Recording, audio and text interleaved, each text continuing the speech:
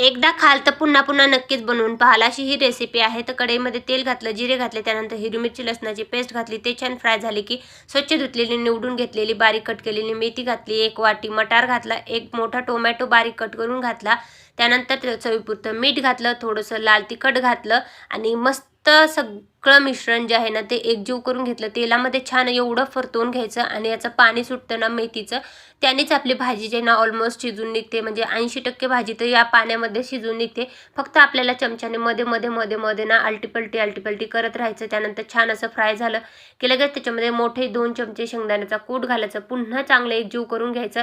त्यानंतर 1 ते 1.5 ग्लास जे आहे ना कोमट पाणी करायला ठेवायचं आणि तेच कोमट पाणी जे आहे ना ते या भाजीमध्ये टाकून घ्यायचं. आणि आपण जे मिरचीचं पेस्ट केलं मिक्सरचं भांडं असतं ते पण तुम्ही हिसळून याच्यात टाकू शकता. मस्त भाजी जी आहे ना ती एकदम घट्टसर होईपर्यंत शिजून द्यायची. ज्वारीच्या बाजरीच्या भाकरीसोबत, तांदळाच्या भाकरीसोबत एन्जॉय करायची.